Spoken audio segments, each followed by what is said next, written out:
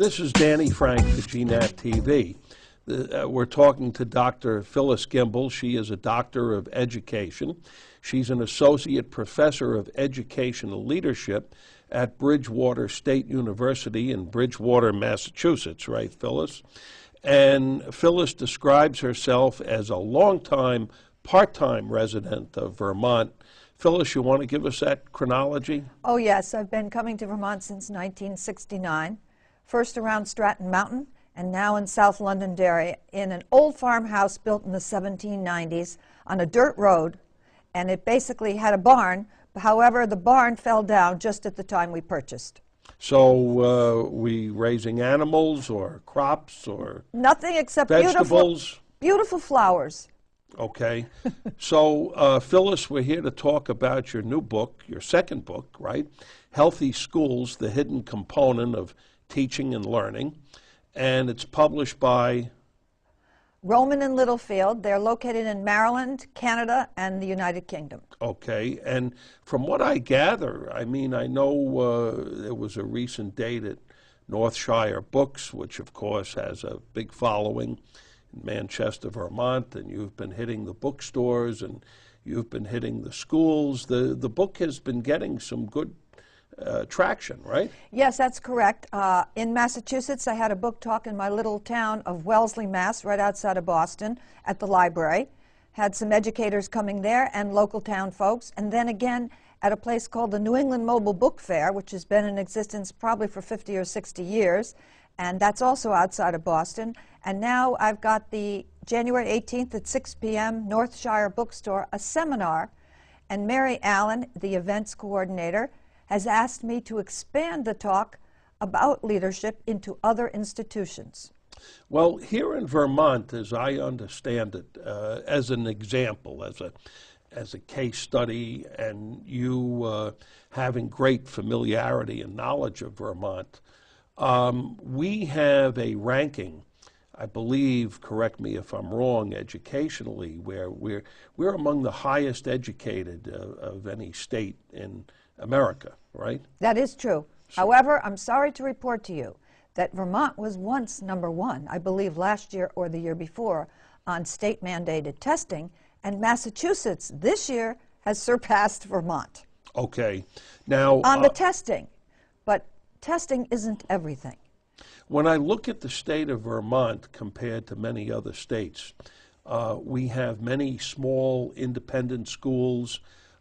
We have many small schools as opposed to schools that maybe we think about generally conventional schools where there are hundreds of students, maybe even thousands of students. Vermont is a totally different culture, I think, when it comes to education, right? That's true. You have smaller classes here, and you have a great disparity socioeconomically in the classes. You've got people who are here for skiing and decide to settle full-time, and then unfortunately some people who are even homeless whose children have to go to a public school. So for the teacher, that's a great challenge. Also, as you pointed out, you've got a mix here of independent and public schools because you have something here called school choice, which we do not have as much in Massachusetts. We have charter schools in Massachusetts. It's a little bit different than what you have here. It's a great challenge for the teachers here, I think, because classes are small. And on one hand, people might say small classes is a good thing. But, for example, if there's a flu epidemic and lots of students are absent, how do you get a conversation going in the classroom with so many kids absent? And does the teacher have to reteach the same thing because so many absentees? Now, I think one of the issues right now in Vermont schools, as I read about it, is the student population is declining pretty significantly. Yes. And yet the costs seem to be, the costs and expenses and budgets seem to be going up. And there is a conflict, a disparity, as to why the budget is rising so steadily, and yet we're serving fewer and fewer students. Yes, I've read about that in the Manchester Journal and in many other local newspapers, and that is an issue. However, there are small schools, for example, and neighborhood schools where the parents don't want to close the school because they feel an allegiance to the school. And this costs a lot of money to run a small building, heat it in the long winter months, pay the teachers, and actually pay a principal. My question would be, is a principal necessary in a small school, or can the teachers lead the school and save an administrator's salary? I don't know for sure what the answer to that would be.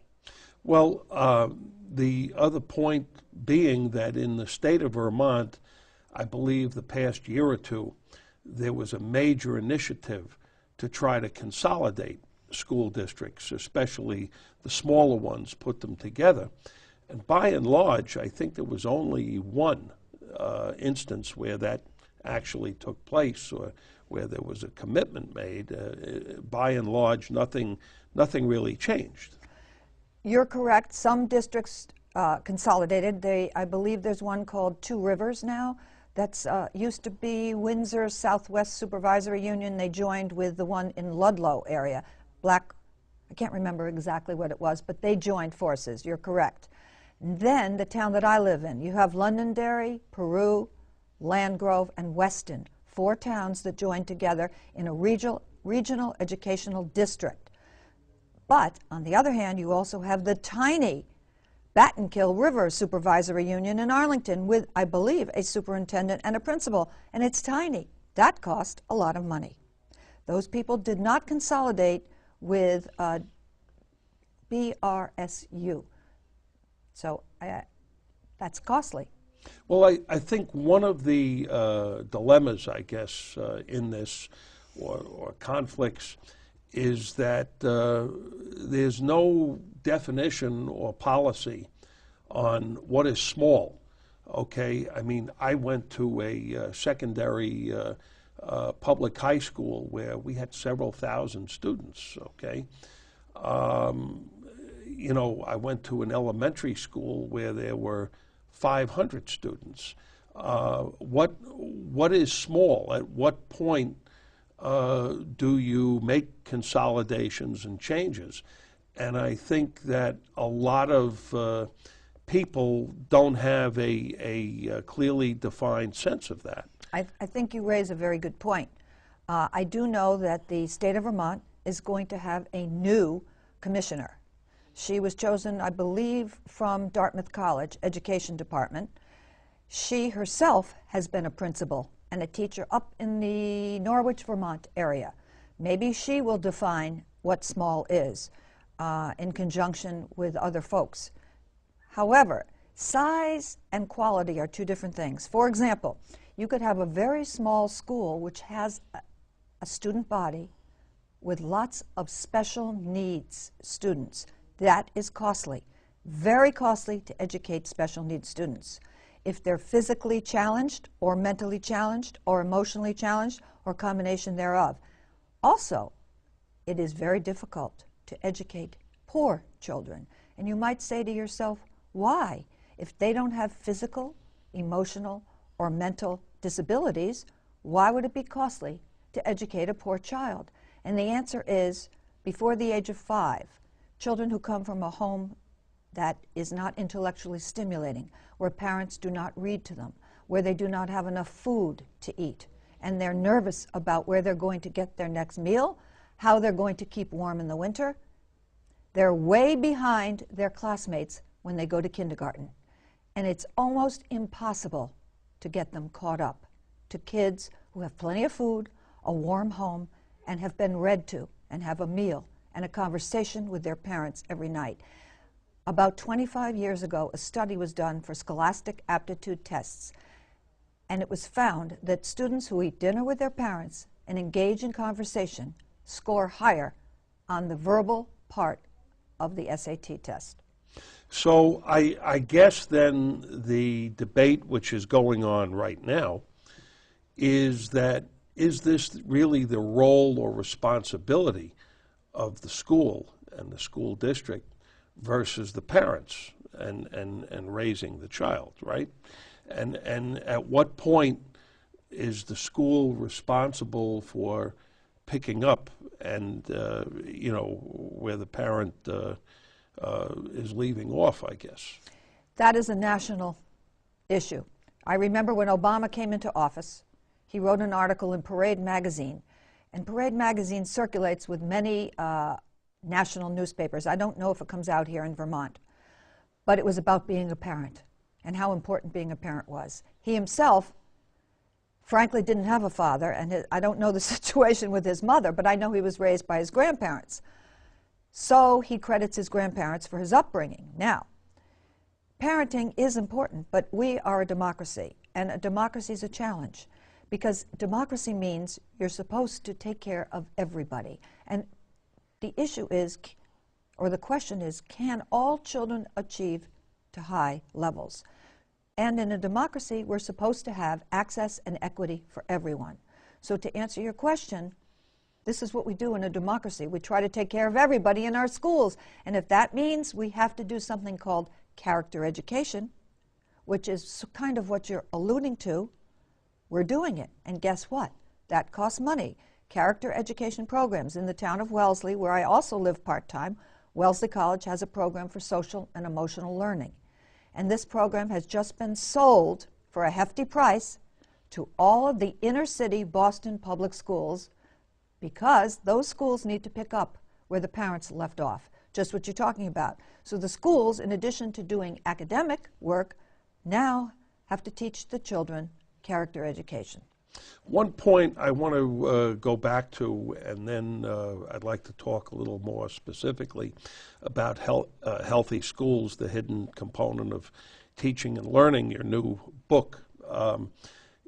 You mentioned when we talked about the consolidation of school districts to provide services. Now in New York State, which of course is much larger a student population than the state of Vermont has, but going back, I guess now 30, 40 years, they've had a system that has been a product of consolidation, which seems to, I think, have been successful or effective. It's called the BOCES system, a Board I've heard of it, yes. Cooperative Educational Services. And this was an effort regionally throughout New York State to provide services like vocational education, special needs education, certain athletics, okay, where, again, the individual school district just wasn't capable of doing that. And the duplication in order to acquire that or develop that, it didn't make sense. So in New York, that BOCES setup seems to be very, very well entrenched and seems to have worked over a number of decades now. And I don't know in Vermont, I mean, they have the Vermont Technical yes, they do. Higher Ed, but I don't know if it's developed to the level that New York's BOCES has been established. I'm not highly familiar with it, but I do know there are a couple challenges here that I can think of off the top of my head. One, for example, the population disparity and the geographics of Vermont. For example, in the Killington area at one point in time, those people wanted to secede. They wanted to move into New Hampshire. Sure. They have a very wealthy area. They didn't want to support, from my understanding of what I read, the less affluent communities in Vermont. So that is an issue, because you've got the ski areas, and then you've got poor areas that do not have any industry, and they don't have a ski resort nearby. The other thing is you've got such rural schools here that it's very difficult. What is the cost of traveling, paying for the kids to travel to perhaps a vocational school where the local public school or the local independent school doesn't meet their needs? You still have to pay to transport them. And that's an issue. And another thing is, if the children are young, if they have to travel, say, an hour each way, 2 hours a day to go to a school that does meet their needs in order to save money, it could defeat its purpose if they end up being tired and exhausted. They may not be able to achieve as much. So there's a lot to think about, but I know the little I read, Governor Shumlin, I believe, has some of these career and tech schools for high school.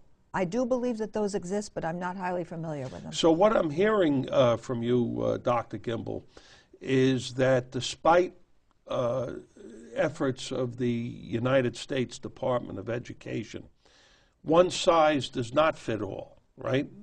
Correct. There must be individuality specific to at least states, right? That's an interesting point, and that's probably why we do not have a national per se curriculum, although I was going to talk about the Common Core state standards because I know you're interested in writing. And recently the governors, the Council of Chief State School Officers, has gotten together. They have not been happy with the children writing these days. So and they're not happy with the math scores, the governors and the employers, the businesses. Because the states are so different, we have state-operated departments of education. We have the United States Department of Education, but they do not have jurisdiction basically over every single state. They don't tell every state what they have to teach, such as in other countries, because the context is different. Mississippi and Vermont are totally different, and Massachusetts and Vermont are totally different. I mean, I think of all the languages spoken in my own little town 12 miles west of Boston. When I moved there in I think I moved there in like 1970 or so, I only heard English. Now I go to the little local library and I hear 5 or 6 languages spoken. I don't hear quite as many languages spoken up here. It's a different kind of, shall we say, disparity. So the question is, how do you help individually each state with its own population to achieve to high levels? This is a major issue for a democracy because unlike other countries track their students at an early age. For example, Germany, I lived in France and I've lived in Spain. I used to be a French and Spanish teacher. And when I lived in those countries, kids at the age of 12 and 13 were tracked either to go to vocational school or to achieve to high levels to go to a university. And I thought to myself, this saves this country a lot of money and it gets them great plumbers and great electricians. But on the other hand, when you think about psychology and the development of the brain, what about children whose brains develop at a little later level? The kids who can do algebra in grade 9 but cannot do it in grade 7. Are we depriving them of a chance, late bloomers? This is an issue. Phyllis Gimbel, your book, Healthy Schools, The Hidden Component of Teaching and Learning. So what makes up a healthy school? What comprises that? That's an excellent question. We call it healthy school. It has nothing to do with nutrition. It's healthy because the culture, the climate is positive. Teachers, the principal, the staff, the secretaries, the cafeteria workers, the custodians, the students, every single individual in that building is happy and is on the same page and is there for all kids to achieve to high levels in that school. So personalized learning, just what you're talking about, caring about each student. Basically, what prompted this, I have a co-author, a friend of mine who retired from an independent school outside of Boston. She and I decided to collaborate. I had a research assistant at Bridgewater State University, and we worked on this book, and we decided what comprised a healthy school, and we talked about our collective experiences in schools, and we decided that the leader sets the tone, the school leader, for the school. It's so important, relationships. It's all about relationships. And I remember vividly, frankly, a student saying to me, I go down the hall in my building and my principal doesn't even look at me. What kind of a feeling is that? It's not a place where I would want to learn if the people don't even care about me. So healthy schools really is about building healthy cultures. And in our book, we talk about how to build relationships, how to build interpersonal trust, how to communicate. The communication is key. When we talk about educators, teachers, before you weigh in on that, I've always been fascinated that, especially in elementary school, but even to a degree in junior high or high school, these are people that you're invested with. You're spending hours and hours of your year with. They come to know you well. They come to interact with you. Their ideas, their beliefs, their communication influences you. And I'm in my 60s, and I still keep in touch today with teachers I had in elementary school because they made an impression on me. My third grade teacher, my sixth grade teacher until he died not too long ago. But, you know, the influence and impact of teachers, I think, is very underrated even today. I agree with you, and our book is grounded in research, and one of the research findings is the first greatest influence on students is, as you say, the teachers. However, the second is the principal, the school leader himself or herself. And that's why it's extremely important to have a capable leader in that building who can recognize the strengths of all the teachers and minimize the weaknesses of the teachers, as well as recognize strengths and weaknesses of the students in order to bring them all together to a collective vision. And you're right. You're absolutely right, the influence of the teacher and even the principal. When I was a school principal, I had a little suggestion box outside my door. It was a middle school, grades 5 to 8. And I'll never forget, one of the students said, "We like the principal," and did not spell principal correctly, but I was so happy. And then another little thing said, "Get rid of the strawberry milk." And I thought that was cute. The student had a voice, and I got rid of that milk in the cafeteria. We didn't need it. And this is what brings people together. You need to, in any institution, whether you're in a hospital, a school, a corporate culture, you've got to all be together just for the reason you said, because you want to have a memory of somebody who impacted. Obviously, those two teachers stood out for you because they cared about you. They brought out your strengths. Personal connection of a teacher to a student is very important. And when teachers get assigned to work with certain students, is there enough done on that level? That is a good point. We have a problem in many schools in the United States. Maybe not here in Vermont, I'm not sure, but from my reading, Vermont probably is included in what I'm about to say. Oftentimes, new teachers are assigned to the most challenging classes. And in my mind, this is not the best thing because they don't have the experience. However, we have unions and we have seniority. And oftentimes, those who have been the longest in the school, and not necessarily the finest teachers, get to teach the honors classes. I think to myself, in an honors class, those kids are already motivated. We need it. It's not difficult to teach a motivated student. It's very difficult to motivate a student, so we need capable teachers. Some places are moving along in this direction. They're offering higher salaries to teachers to teach in challenging places.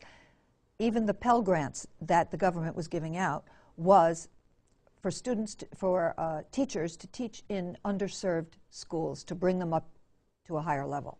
So you do raise a good point there. There's something, I believe, on the order of 1 million dropouts in our nation's public schools today. And our nation's public schools seem to be scrutinized more than ever before for the amount of money that is consumed and whether or not return on investment, measuring performance. We're seeing results from the healthy, the schools that should be healthy. Correct. I mean, any thoughts on that, or how many schools would you say, what percentage are in America are unhealthy? I'm afraid I better not answer because I don't know. Now that I've become a higher education person, in other words, I was once in K-12 schools, and now that I'm more research-oriented, I don't want to cite a statistic without really knowing it, so I can't answer it. But the dropout rate in certain areas is higher than in others. And I say it's because the school leader has to help teachers with their professional development. Try to get the funding, try to get the time, try to get the teachers to collaborate. And how are you going to do that? By building relationships, advocating for your school. Why is teacher development important? To impact the students so that they don't drop out. There has been an article that I read recently that 9th grade is critical. That's where the dropout occurs. We need in America to pay great attention to 9th grade. There are some schools, believe it or not, that have isolated grade 9 and put those students in a different area of the school. And some urban schools have even dedicated a building for grade 9 so they could focus real hard on grade 9. That is happening. And universities, frankly, focus a lot on their freshmen. Same thing happens. Transitions. Transitions are difficult. And that's what happens. We need to pay attention to grade 9 in the United States. And we also should not be constantly promoting children who have difficulty with reading because they get frustrated. And when the reading becomes saturated, language processing issues occur, and then they want to drop out because they can't read. Do you think that there's been culturally too much ostracism and stigma and embarrassment over students who should be left back but don't get left back because of social promotion, that maybe there should be a culture of thinking that when I've succeeded or when I've mastered this work, then I'll move on. And if I, failed or didn't master the work, well, I'll stay here. That there's too much embarrassment and stigma on not being promoted, on being left back, and I never understood that. Yes, you're correct on that, and it's interesting because there was a fellow named Ted Sizer who passed away a number of years ago who started a group of schools called the Coalition of Essential Schools, and there was one such school actually in Winchester, New Hampshire that became famous and infamous with a school leader whom was dubbed Doc. I don't know, you may have heard about this in the Keene Sentinel. It was written up, in the late 80s. This school became a member of the Coalition of Essential Schools. Basically, one of the things they did was not to have grades per se, grade levels, first, second, third, and fourth, but rather to have high schools administer competence, portfolio assessments where the students could show what they know and then move on. And so was that realistic? Yes, because that really was working. I don't know, frankly, what's happened to that group of schools. I don't know now now that this fellow's passed on, what's happened. But you raise a very good point. We used to have one-room schoolhouses with kids all especially in Vermont, different grade levels. And when they mastered something, they moved on. But there is a stigma, unfortunately, for a child being left back. Dr. Gimbel, in our remaining minute, parents, parental involvement, okay? Is there a percentile of parents that are very involved and make it their point to be proactive in the educational upbringing of their children? And is there a percentage of parents who are divorced from that and take, little interest? Any thoughts or observations there in our remaining minute? Unfortunately, from what I've read, socioeconomic level.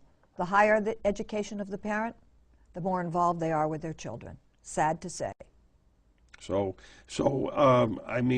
parents of modest or humble backgrounds, there's a lacking capability there? Correct. So they're working so hard, it's difficult for them. And then there are those who are disenfranchised by language. Some of them are second language learners of English, and their English is not even up to snuff, so they're not as involved. Plus, we've got the new math now, and some parents don't even know how to help their children with the new math. But many schools are offering math parent nights and bringing the parents up to the standard of understanding the new math. So that helps. Dr. Phyllis Gimbel, Associate Professor of Educational Leadership from Bridgewater State University in Bridgewater, Mass. You've given us a lot to think about in this half hour, and I urge our viewers to read Dr. Gimbel's new book, Healthy Schools, The Hidden Component of Teaching and Learning. And it's published once again by Roman and Littlefield, but also available at Amazon and the Northshire Bookstore. So, and do look a website, Dr. Gimbel. Oh, yes. I think they have to go to my pgimbel@bridgew.edu and then scroll down and they'll see my website. Okay, all right. And, you know, look for Dr. Gimbel around in the state of Vermont. A lot. I'm sure A that lot. she will be very popular, get a lot of traction with this new book. Congratulations. Thank you, and thank you for having me here today, Danny. This is Danny Frank for GNAT TV.